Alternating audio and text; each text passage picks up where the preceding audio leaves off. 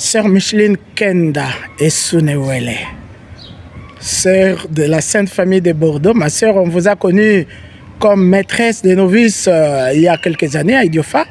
Alors maintenant, on apprend que vous êtes missionnaire au Rwanda. Qu'est-ce que vous y faites? Et c'est vrai, depuis septembre, ça ne fait pas encore une année, je suis... Septembre 2022. Septembre 2022, je suis au Rwanda, pas seulement au Rwanda, le Rwanda et Ouganda, les deux pays forment la même unité, comme nous disons, on doit dire la même délégation, la même province. Et je suis là comme responsable de ce groupe de sœurs qui sont là. Et c'est une partie de la Sainte Famille, c'est-à-dire le contexte de Sainte Famille tout à fait particulier dans l'Afrique centrale. Expliquez-nous ce contexte, ma sœur Micheline Kenda, parce que nous savons par ailleurs aussi qu'avant d'aller au Rwanda, vous veniez de l'administration générale. Vous n'êtes pas parti du Congo. Oui, c'est vrai que j'ai passé presque 14 ans à Rome, dans l'administration générale, pas seulement à Rome. Disons, Rome était le lieu où nous revenions chaque fois, et c'était à travers le monde, dans les différents pays où se trouve la Sainte Famille ou les autres pays, à travers lesquels on a des passages pour rencontrer les sœurs de la Sainte Famille ou encore pour d'autres travaux d'animation avec les autres congrégations. C'est là que j'ai vécu le dernier temps avant d'arriver à Rwanda, là où je suis maintenant, à Ouganda. Qu'est-ce qu'il y a de particulier dans cette situation du Rwanda, dans cette unité, comme vous avez dit, du Rwanda-Ouganda? Vous n'osez pas l'appeler la province. Oui, c'est ça, elle n'a pas encore le statut de la province, tout à fait, même si structurellement, c'est ça qui se fait. C'est-à-dire que c'est une unité qui a tout à fait la fonction d'une province, mais elle n'a pas encore le statut d'une province, parce que pour devenir une province, il faut que le nombre des natifs, les autochtones, soit celui qui prend toutes les responsabilités et dans la mission, et à travers tout. Ça signifie qu'il y a encore une croissance. L'unité est âgée de 25 ans, c'est la 26e année, c'est-à-dire que c'est jeune, mais il y a déjà quelques sœurs rwandaises. L'Ouganda a commencé 2 ans après le Rwanda, il y a aussi déjà quelques sœurs. La plupart, nous sommes des missionnaires avec les natifs. Et le plus grand nombre sont de jeunes en formation qui sont pas mal là, et qui demandent un bon encadrement ou un bon travail dans l'accompagnement et dans la formation. Encadrement que leur assure l'ancienne maîtresse des novices Micheline Kenda, n'est-ce pas?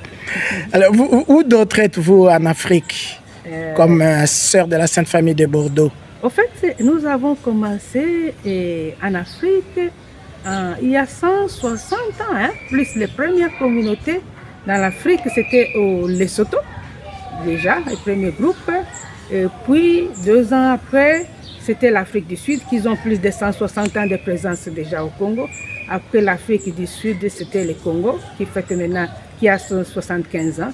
Après le Congo, c'était le Cameroun, qui aura 75 ans l'année prochaine.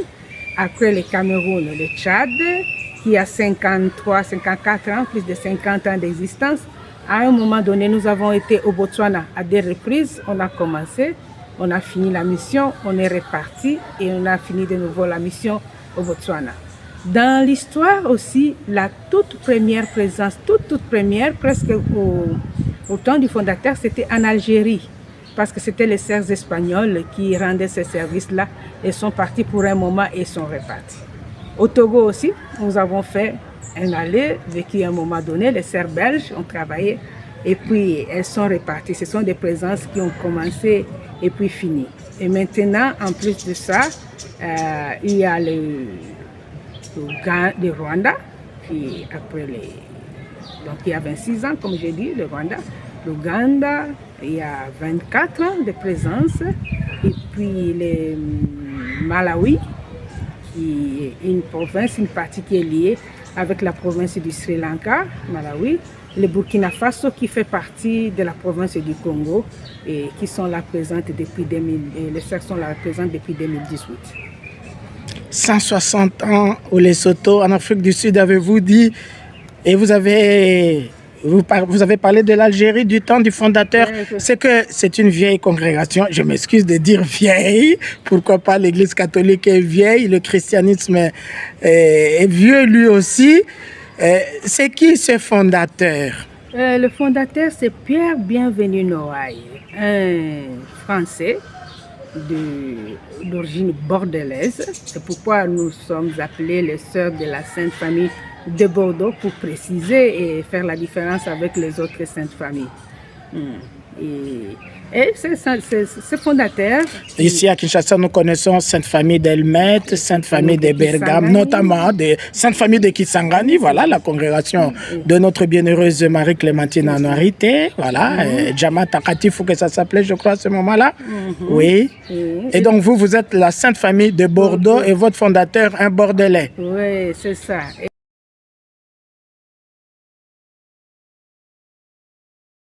Et pour des passages, comme vous évoquez les autres Saintes Familles, on a l'habitude d'avoir de bonnes relations entre les Saintes Familles dans la ville de Kinshasa. On se retrouve de temps en temps proche des célébrations de la fête des Saintes Familles. Les derniers moments, je n'ai pas vécu ça, mais je sais que c'était un bon moment pour exprimer cette dénomination commune. Alors, ce que nous pouvons espérer dans l'église de Kinshasa et du Congo, c'est d'apprendre des religieuses que vous êtes sans doute une pastorale familiale, ou du moins comment vivre en famille. Quel est votre charisme en fait? En fait, le sœur de la Sainte Famille. La Sainte Famille, c'est de Jésus, Marie et Joseph. Cette Sainte Famille de Nazareth, qui est notre fondateur, disait le germe de l'Église, parce que l'Église en germe commençait là-bas.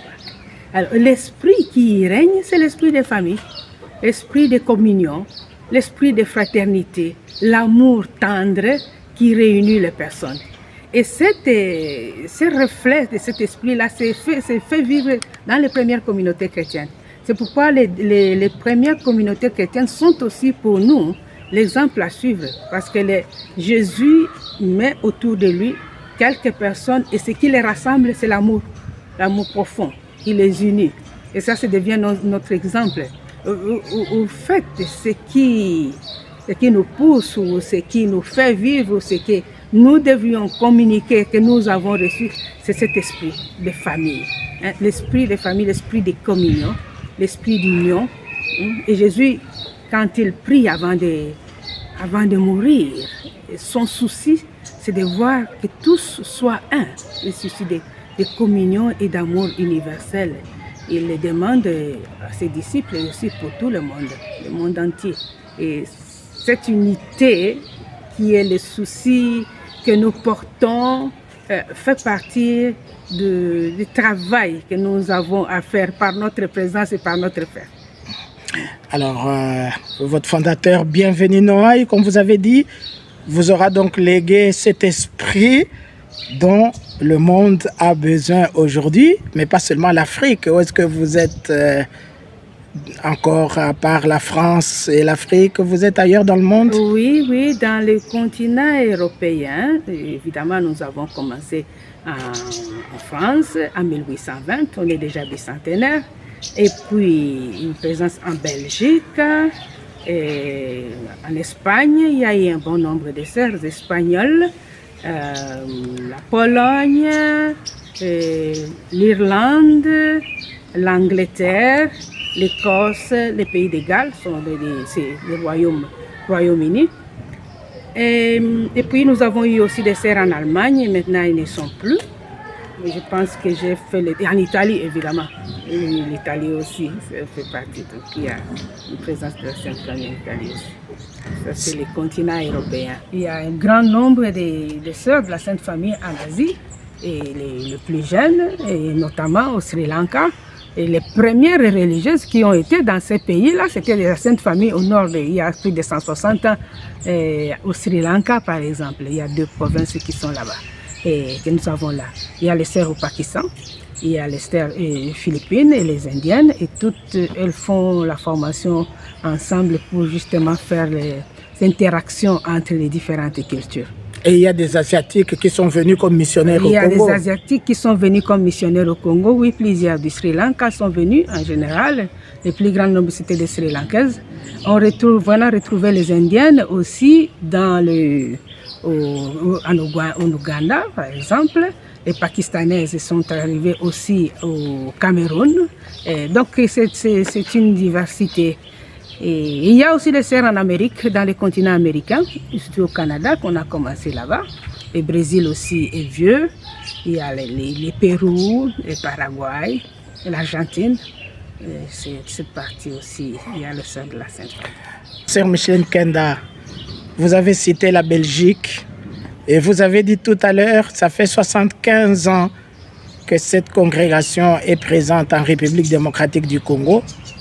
Je peux m'imaginer facilement que ce sont des Belges qui sont arrivés ici, dans notre pays. Non. C'est vrai que c'est les Congo belges, oui. Mais les toutes premières n'étaient pas des Belges, c'était des Françaises. Et c'est vrai, dans la logique des choses, on aurait pu avoir certainement des sœurs belges, les premières arrivées.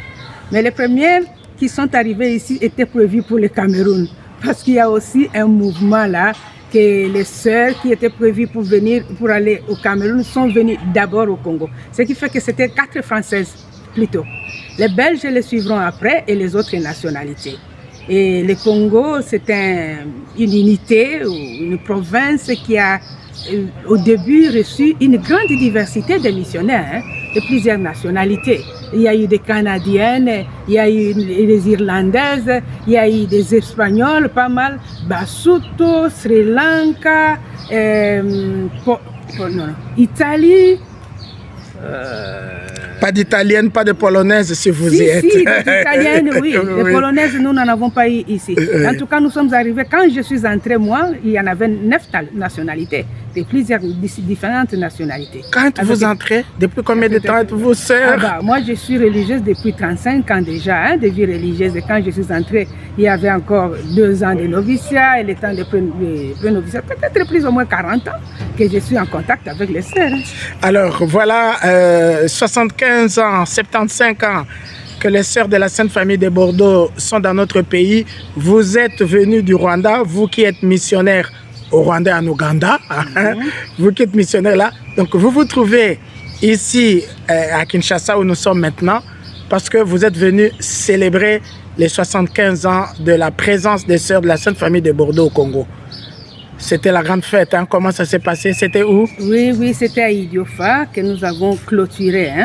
Normalement, chaque communauté, là où elle se trouve, elles ont officiellement célébré le début et puis la fin aussi, la clôture de ce temps jubilaire qui s'est étendu à 3 ans avec une préparation assez sérieuse pour entrer dans un nouveau moment, une nouvelle ère.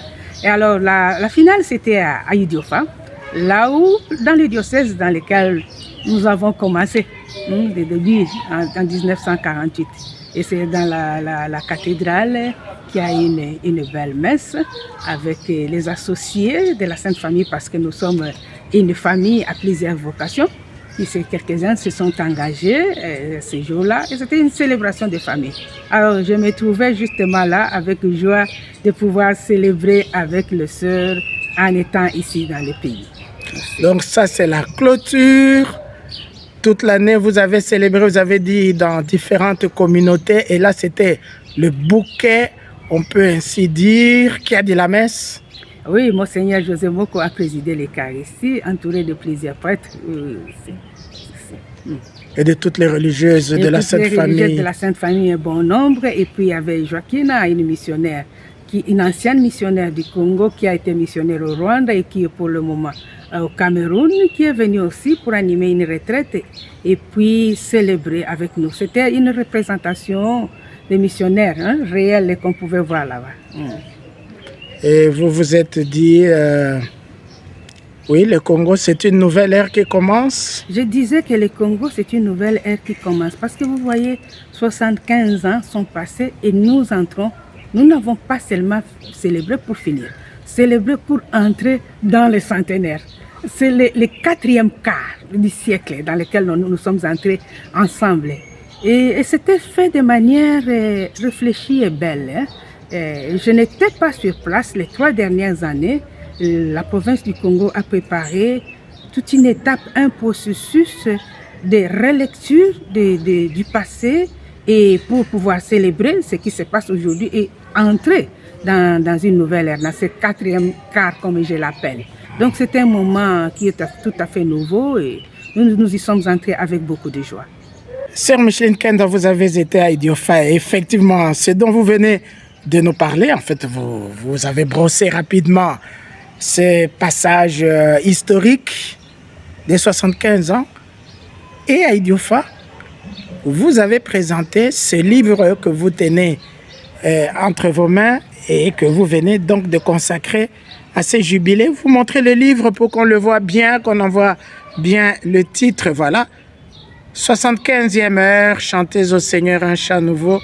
La Sainte Famille de Bordeaux en République démocratique du Congo, 1948-2023.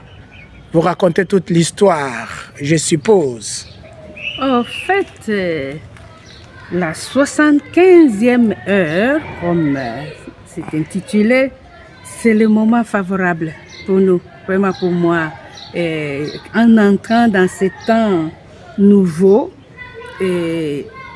arrivé au point où nous sommes arrivés, nous commençons c'était un moment favorable parce que, comme je vous l'ai dit, on a dû faire une relecture, mais nous voulons entrer de manière nouvelle. C'est pourquoi on chante au Seigneur, mais un chant nouveau.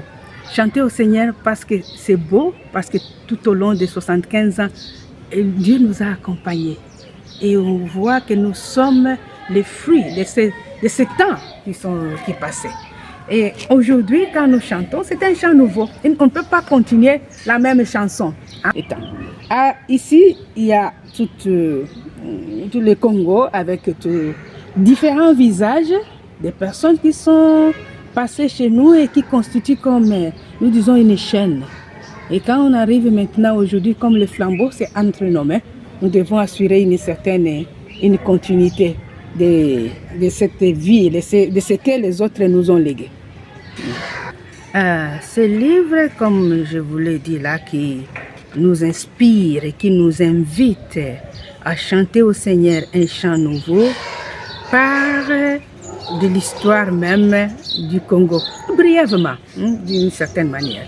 D'une façon brève, comment ça a commencé et les plus... J'ai retenu en 1948. Oui, 1948. Avant l'indépendance du pays. Avant l'indépendance, vous parlez de l'indépendance du pays, il y a aussi tous ces aspects des changements de nom et des changements du pays, parce que le Congo est passé du Congo en République du Congo et puis République démocratique du Congo et les Zaïre. Il y a des changements de nom. Et les personnes qui ont vécu tout au long de ces moments-là subissent aussi, d'une certaine façon, les effets d'un contexte politique qui change tout le temps, d'une certaine manière, ou qui est toujours en train de se chercher, se rechercher. Donc, le livre commence avec une courte histoire, brève historique du commencement, de comment ça a été, l'inspiration. Et si vous le lisez, vous allez le découvrir, qu'il y a quelques oblats qui sont à l'origine de ça. Il y a une partie là parce qu'on est des familles liées, n'est-ce pas? Et au temps des fondateurs, c'était important. Et les 2 fondateurs, comme je disais, il y a eu un impact les uns avec les autres. Des oblats.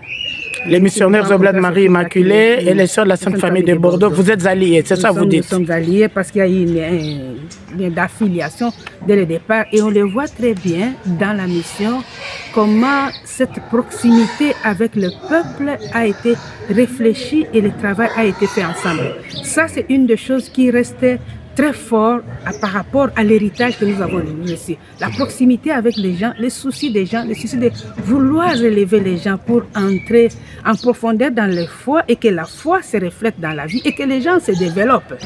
Il y en a, vous savez, j'ai d'heureuses mémoires, le Daniel Delabie, le Père Cambron, le tout Louis Sebrex, beaucoup, Enocel, le Maria Oteza, le Rosario, toute une série de personnes qui ont travaillé dans le village en allant dormir dans les maisons, dans des conditions que... C'est une beauté. Vous évoquez toute cette histoire Avec ces personnages. Avec quelques personnages. Et à un moment donné, ce sont les personnes elles-mêmes qui vont raconter. Donc il y a la deuxième partie. Elles racontent un peu quelques témoignages. Et quand vous lisez ça, c'est fascinant.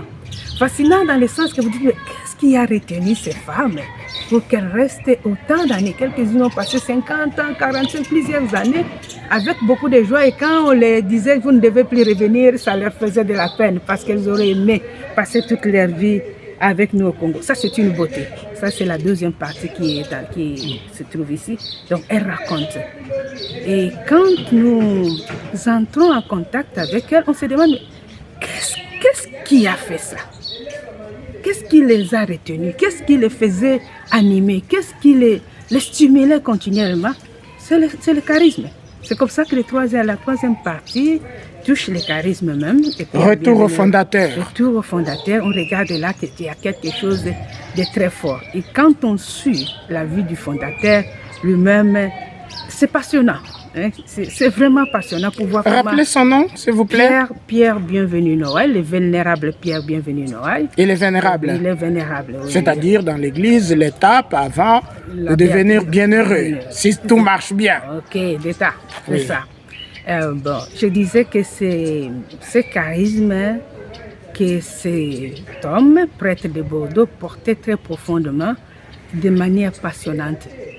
Et qu'il a transmise aux premiers maires, toutes les générations qui se sont succédées. Et on le voit quand on arrive ici avec des personnes qui sont très concrètes et que nous connaissons très bien. On sait qu'il y a quelque chose qui les tenait, hein, quelque chose qui les tenait à cœur pour qu'elles puissent vivre et qu'elles ont pu partager avec le peuple congolais en particulier, ici dans notre contexte.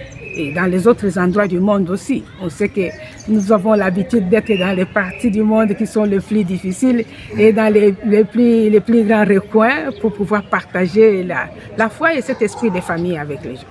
Ce que vous venez de vivre, vous, à partir de la maison générale, de l'administration générale, ce qui vous amène au Rwanda et en Ouganda, c'est un peu ce que vous reconnaissez donc chez ces témoins qui ont vécu dans notre pays et qui sont venus, comme vous avez dit, de plusieurs autres pays. C'est cela. Évidemment.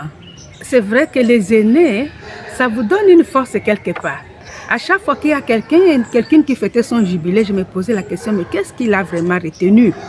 Et ça encourage.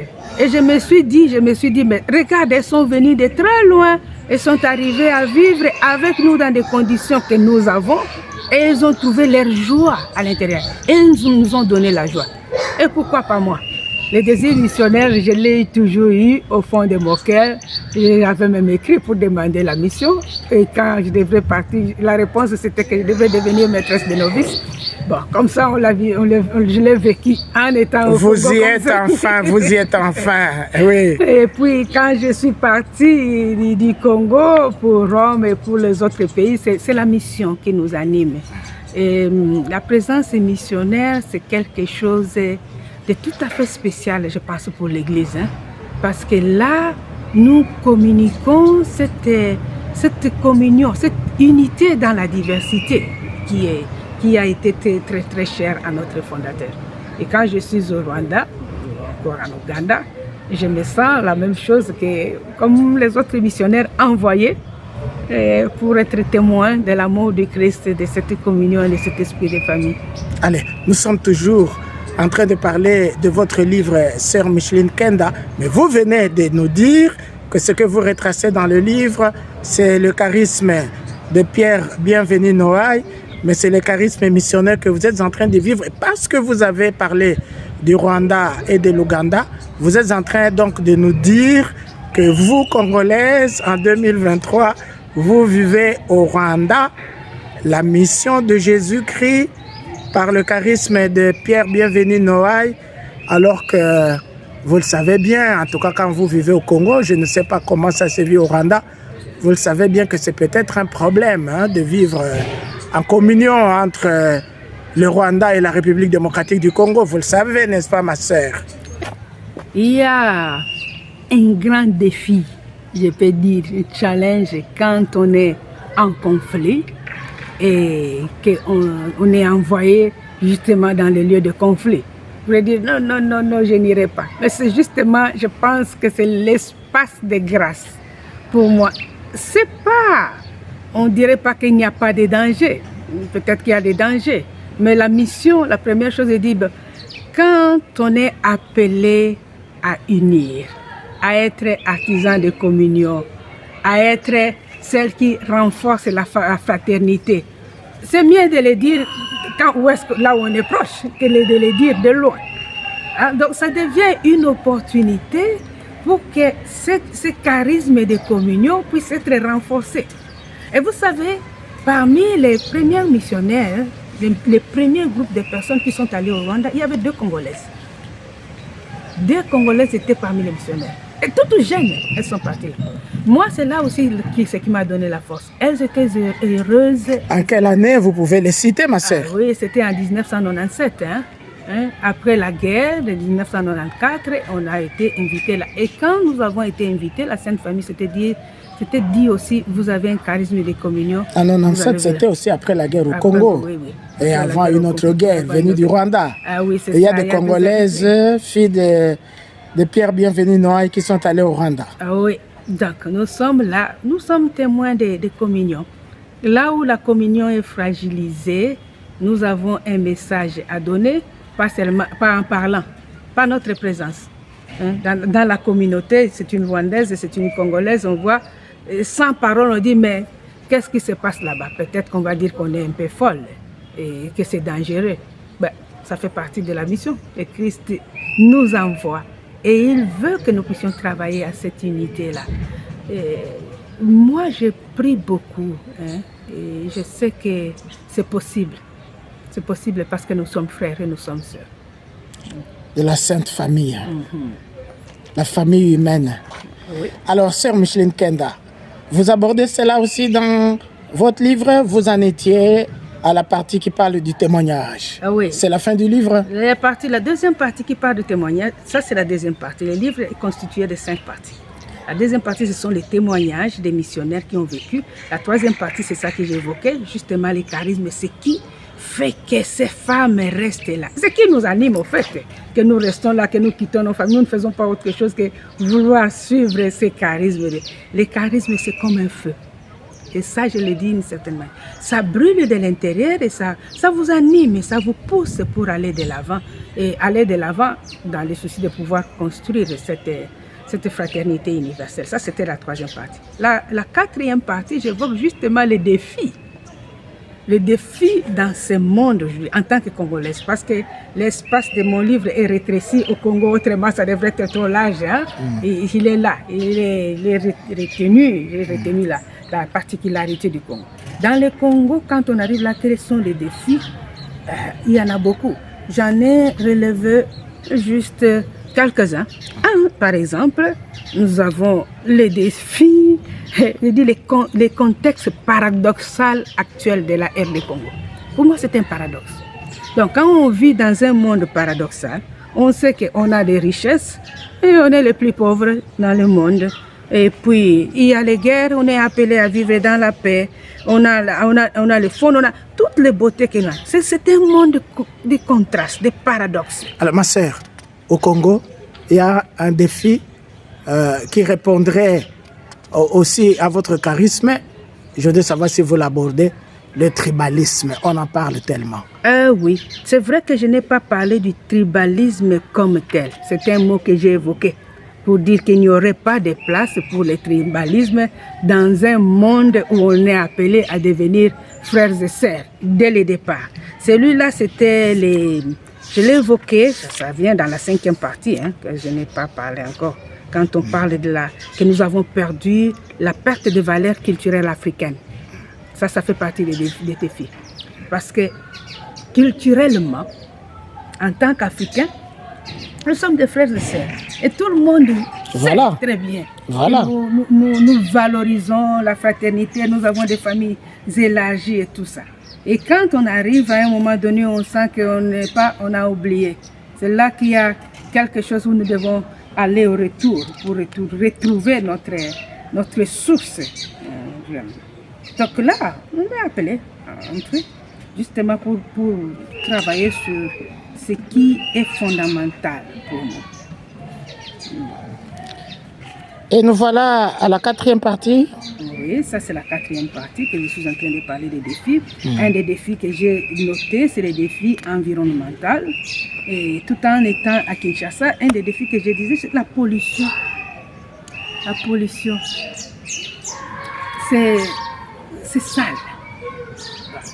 Nous avons oublié. Quand on vient du village là-bas, on sent encore l'air est plus propre. Mais ici, quand on passe avec tout, les rigoles, je ne voudrais pas Alors parler. À Kinshasa, où nous sommes, dites-nous précisément où se trouvent les sœurs de la Sainte Famille de Bordeaux, dans la ville de Kinshasa. Elles sont à Kingabwa. Pas très loin la paroisse Saint-Kiwanuka, pas très loin du quartier Pêcheur, un quartier que nous chérissons beaucoup parce que là, on est habitué à aller, on a été dès le départ proche des gens les plus simples, parfois même qui vivaient dans les marécages, et aussi quand la crue d'eau monte. Et c'est un endroit qui de plus en plus devient un peu plus toujours mouillé, les conditions sont devenues un peu plus difficiles. C'est votre première maison? Ça, c'est notre première maison. Alors, c'est là que nous sommes en train de nous entretenir maintenant. Où êtes-vous d'autres à Kinshasa? Il y a une autre communauté qui se trouve à Rigini, Salongo, là. Et la plupart, ce sont des étudiantes qui sont à l'université de Kinshasa ou bien à la... C'est plus proche? Plus proche là, parce que plus loin à l'IPN, en tout cas liés avec les universités. La plupart, ce sont des sœurs qui se préparent pour leur mission dans cette communauté-là. Il y a une autre communauté à Biboua, qui est là proche des OPEM, il y avait 2-3 sœurs qui sont là-bas, qui travaillent avec les jeunes, la maison d'accueil, et qui sont aussi très proches des gens. J'ai passé 2-3 jours là-bas. Alors là, ma sœur, il y a aussi ces défis de l'environnement. Vous avez parlé de Kinshasa, c'est pourquoi je vous demandais de nous préciser. Mais dites-moi, dans nos villages, il y a ces défis. Il n'y a plus de forêt. On a tout déboisé. On ne reboise pas. C'est aussi un défi de l'environnement. Il n'y a pas que la pollution qui est propre à la ville, ma sœur. Oui, l'autre défi que je mentionne ici dans les livres, c'est le déboisement. Et vous voyez que c'est très complexe, notre situation. Parce que comment on va construire une maison si on n'a rien d'autre que le bois? Et on construit la maison, on coupe le bois, l'arbre a besoin de pousser pour que nous puissions la couper et qu'elle soit accessible et bien pour construire. Elle a besoin de grandir. Nous n'y pensons pas que nous avons besoin de remplacer les arbres. Et le nombre de populations, on augmente.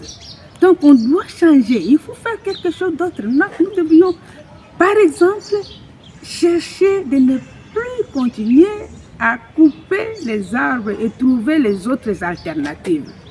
Et pour ça, on a besoin les uns des autres, des personnes qui sont capables de réfléchir, chercher, faire des projets. On doit pouvoir changer. Autrement, nous sommes en train de nous détruire nous-mêmes. Parce que l'environnement, ça fait partie de nous. Ce n'est pas une autre personne à l'extérieur, c'est nous-mêmes. Quand nous la détruisons, nous le détruisons, nous détruisons nous-mêmes. C'est là aussi que j'ai souligné l'importance de l'encyclique Laudato Si, qui est comme une chance aujourd'hui dans nos réflexions, entrer dans les rythmes et l'ambiance de Laudato Si, les réflexions toutes ces attitudes, ça va nous aider parce qu'il y a plusieurs éléments qui nous aident à réfléchir pour pouvoir nous comporter différemment. Et je sais qu'il y a quelques animatrices de Laudato Si ici au pays. Je suis l'une d'elles pour le Rwanda, là où je suis, au Ouganda, et quelques-unes sont ici. Et je pense qu'ensemble, nous devons commencer à réfléchir autrement. Parce que les déboisements, nous sommes en train de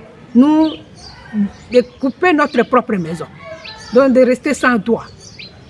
Et nous sommes inconsciemment en train de le faire sans penser aux conséquences qui sont déjà là, comme le réchauffement climatique et même l'air tout simplement, qui devient beaucoup plus chaud.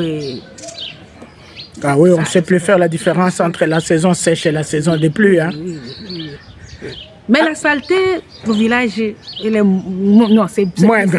Elle est moindre. Et les Oui. villages encore. Vous ne trouverez pas toutes les bouteilles en plastique dans les égouts d'eau, et toutes ces odeurs et tout ça que personne ne suit. Non, non. Les Alors, villages, sœur, c'est ça. sœur Micheline Kenda, pour les 75 ans de présence de votre congrégation en République démocratique du Congo, vous faites donc le point, même de la situation d'aujourd'hui. Là, vous en étiez, Au 4e point. voilà. La dernière partie, vous en avez annoncé 5, n'est-ce pas? Oui, j'ai annoncé 5. La dernière partie, c'était un essai de réponse. Comment est-ce que nous pouvons répondre aujourd'hui face à ces défis que nous sommes en train de rencontrer et qui sont là-bas? Parce que les défis sont là, nous ne pouvons pas fuir. Autrement, non, nous devons faire face à ces défis-là. Alors, une des réponses que j'ai trouvées, j'ai énoncé, parce que nous entrons dans un processus de renouveau. Je dis chanter au Seigneur un chant nouveau. Alors, pour nous, c'est cette consécration, aller d'abord à notre consécration. Là où nous avons dit oui. Comme religieuse. Comme religieuse. Je pense. Nous avons dit oui un jour au premier vœu. Lié par les 3 vœux de chasteté, pauvreté, obéissance. Et nous avons dit oui encore de manière définitive pour toujours. Nous nous sommes engagés pour quelque chose. Et là, quand nous allons, là où nous nous sommes engagés, disant que je dis mon oui à vivre ce charisme particulier des Pères bienvenus dont je vous ai parlé, il y a quelque chose qui nous tient. C'est comme une force, c'est comme une énergie nouvelle. Parce que nous voulons nous renouveler, c'est là, à l'intérieur de cette beauté que j'appelle, que nous avons à nous renouveler. Ça, c'est un point important pour nous dans la marche. Et puis, quand nous entrons dans notre consécration, là, nous sommes des signes de communion. Nous disons que Dieu existe, Dieu est là en premier lieu, nous sommes des signes de communion.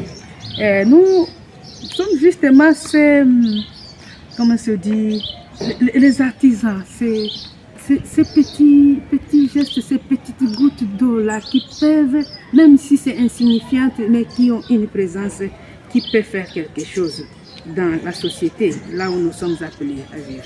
Et là où nous sommes invités à repartir du Christ. J'ai choisi une fois, j'ai choisi de nouveau et repart du Christ. L'autre élément que je mettais et qui me fait tenir beaucoup au cœur, c'est de récupérer la sagesse africaine, la sagesse indigène des relations. On dit des Africains que nous sommes relationnels, que nous sommes communautaires et parfois même que l'individualité ne ressort pas. L'individualisme. Non, je parle de l'individualité. Je ne parle pas de l'individualisme parce que dans la culture africaine, l'individualisme n'est pas une valeur. Normalement, il n'a même pas sa place. Parce que la culture qui parle de l'être et de l'autre centré sur l'autre, c'est là que j'ai évoqué l'Ubuntu comme une valeur et comme un lieu, un lien, un lieu, un principe pour pouvoir nous faire vivre autrement. Et parce que nous l'avons déjà dans notre sang, nous sommes des Bantous. Et on dit même à Kikongo Muntu Muntu. Le Muntu Muntu, c'est celui qui est en train de grandir en humanité. Et c'est là notre place. Donc là, si nous voulons aujourd'hui changer notre situation, notre rivalité, comme vous allez dire, notre tribalisme, ou nos régionalismes, ou toutes les guerres, les batailles qu'on a maintenant les uns contre les autres, pour rien. C'est parce que nous avons oublié d'où nous sommes sortis et qui nous sommes, en fait. Nous sommes des Bantous. Les Bantous sont centrés sur la fraternité, qui fait que ce que toi tu es, c'est moi je dois avoir le souci de toi. Tu n'évolues pas toute seule et je n'évoluerai pas toute seule sans toi. Et malheureusement, nous sommes entrés il y a un écart entre le principe ancestral et la richesse que nous ont légué nos ancêtres africains et la manière de vivre d'aujourd'hui, malheureusement.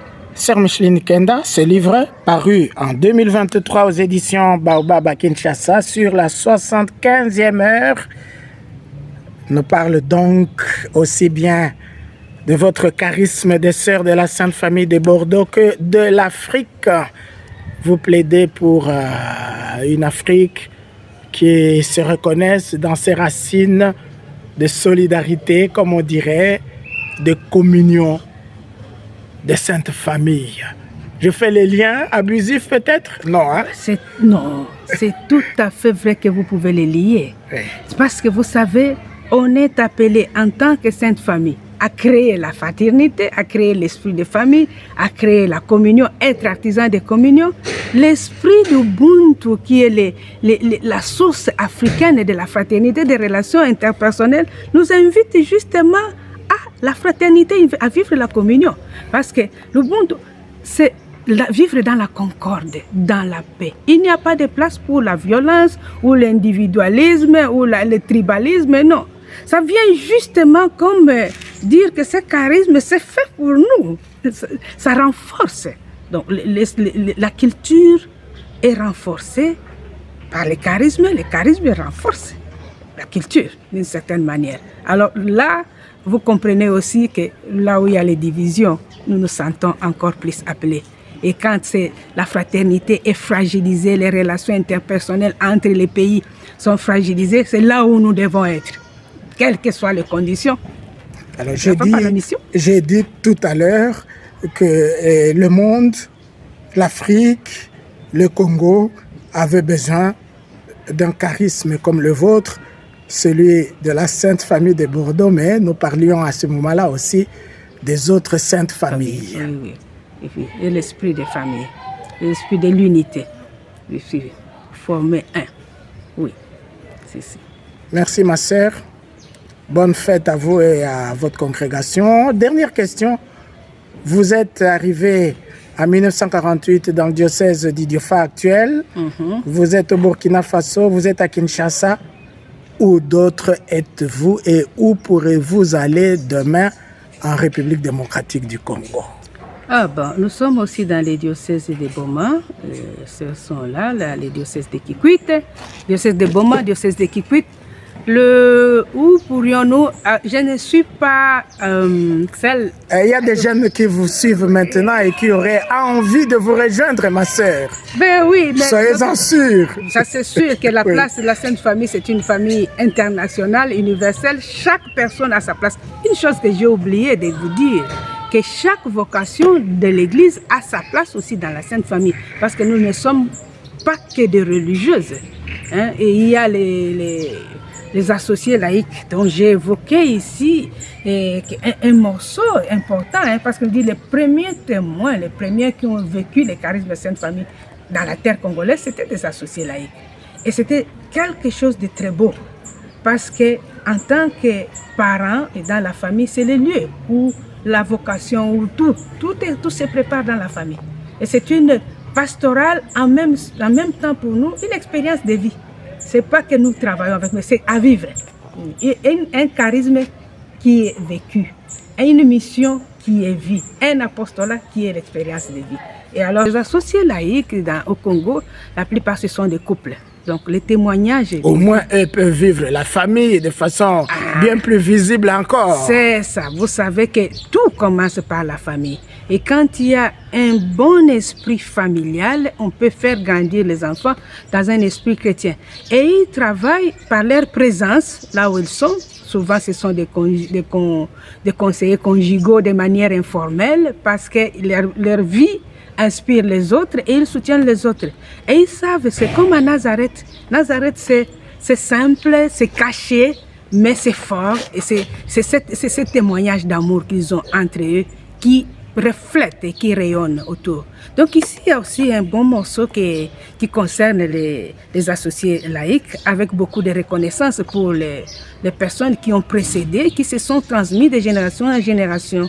Il y a aussi leurs propres témoignages là. Quelques-uns parlent, ils évoquent vraiment. De Lozo, justement, ce sont les premiers couples partis de Lozo en 1975 déjà là, qui avaient des associés. Donc nous partageons les mêmes charismes et nous sommes complémentaires. Ils arrivent là où nous ne pouvons pas arriver. Parce que un couple peut parler à un autre couple avec les mots qui leur sont propres et des expressions et des expériences qui leur sont propres pour les aider à vivre la vie chrétienne, l'évangile d'une manière directe.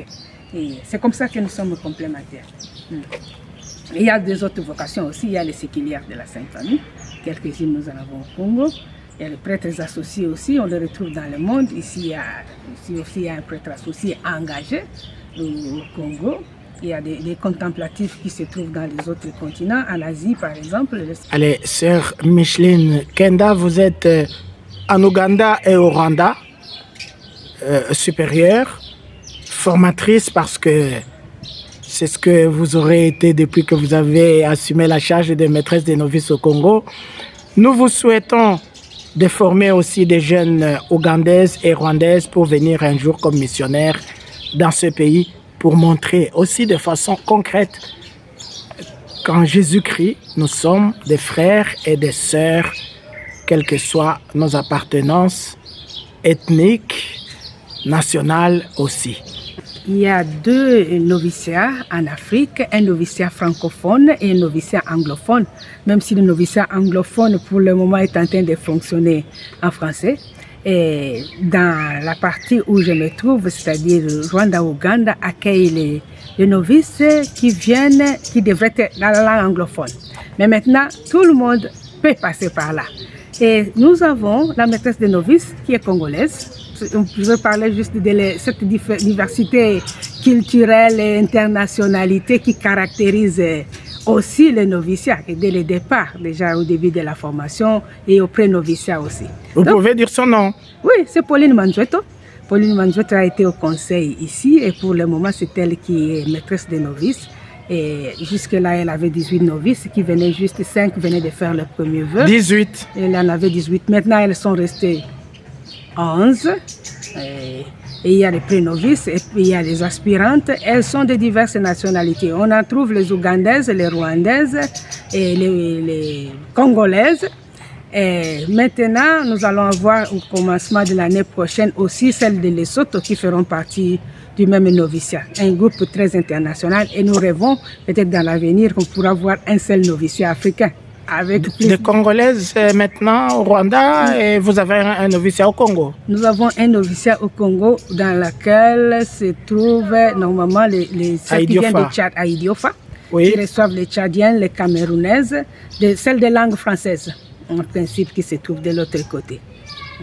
Et les Congolaises qui sont noviciats au Rwanda ne sont pas de langue française? Alors, il y a une jeune qui est entrée par là. C'est-à-dire qu'elle a rencontré la Sainte Famille à la frontière entre l'Ouganda et le Congo. L'église et la paroisse dans laquelle elle priait était plus proche en Ouganda qu'au Congo. C'est-à-dire qu'elle a connu le pays et elle est entrée en contact de l'autre côté, elle est entrée par là. Et nous l'avons laissé évoluer de ce côté-là. Comme ça nous fait encore une diversité culturelle. Comme nous-mêmes d'ailleurs, le groupe des personnes qui sont là, nous sommes très diversifiés. Dans mon conseil, je suis congolaise, il y a une Sri Lankaise qui est l'économe, il y a une Rwandaise et une Ougandaise. Nous sommes 4 des 4 nationalités. Est-ce qu'il y a déjà eu d'autres Congolaises au Rwanda, en Ouganda? Oui, et le début, la première année en 1997, parmi les 5 personnes qui sont allées, oui, il y avait 2 Congolaises, une qui venait juste de finir 6 mois après et elle est restée pendant plus de 20 ans.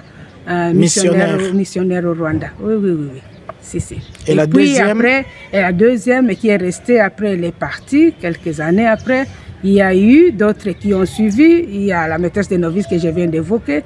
Il y a la sœur Dolchita qui est pour le moment assignée au Canada, mais qui a été maîtresse des novices aussi en Ouganda, qui faisait partie de cette une autre Congolaise qui a déjà été maîtresse des novices là-bas. Oui, qui fait partie de cette unité, qui a fait partie de cette unité. Et quelques missionnaires qui ont servi d'abord au Congo et qui sont allés servir encore en Ouganda. Donc c'est la même famille. Et c'est cet esprit qui nous pousse à valoriser cette dimension internationale et essayer de vivre une interculturalité dans la diversité et dans nos différences. Le monde en a besoin. Et oui, le monde a besoin de cette unité parce que c'est ça que le Christ a prié pour l'unité. Et nous pouvons essayer dans la mesure du possible. Merci.